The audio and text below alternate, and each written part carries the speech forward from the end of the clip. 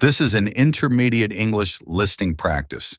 It comes from Book 5 of the Intermediate English Comprehension series, which has over 3,000 positive reviews on Amazon.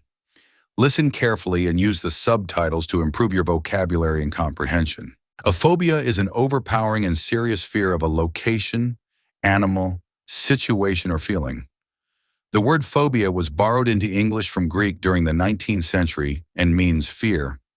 Phobias are often quite intense, irrational, and can provoke an over-the-top emotional reaction in sufferers. When phobias become very severe, sufferers will often arrange their daily lives around avoiding the source of their phobia. For example, someone with a phobia of ducks might take a much longer route to work in order to avoid a river where ducks are present. Although a phobia originates in a person's mind, the physical symptoms can often be crippling.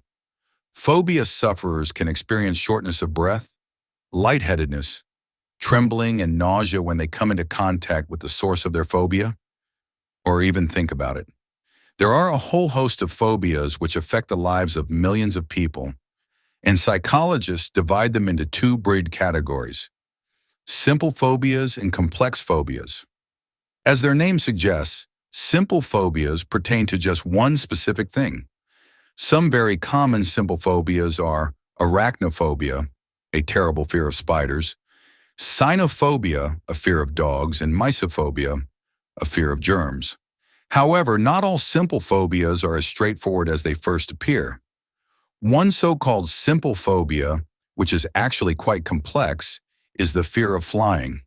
This particular phobia may in fact be claustrophobia, a fear of enclosed spaces, or acrophobia, a fear of heights. It is the job of a good therapist or psychologist to try to determine why a patient is scared of flying if they are going to receive the right treatment. Complex phobias are usually more incapacitating than simple phobias.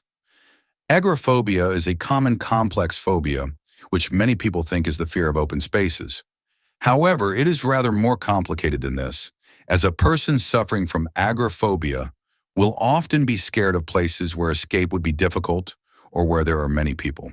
Phobias are not usually diagnosed by doctors, as the sufferer is already completely aware that they have one.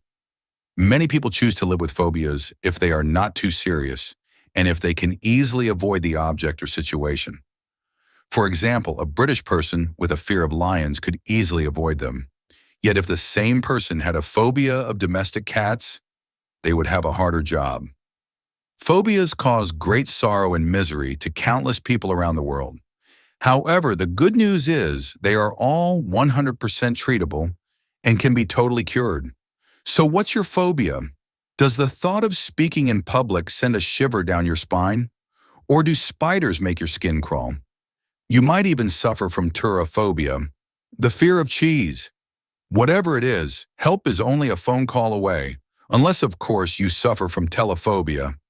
You guessed it, the fear of phones. If you'd like the full text with comprehension questions and vocabulary explanations, Book 5 is available on Amazon. The link is in the video description below.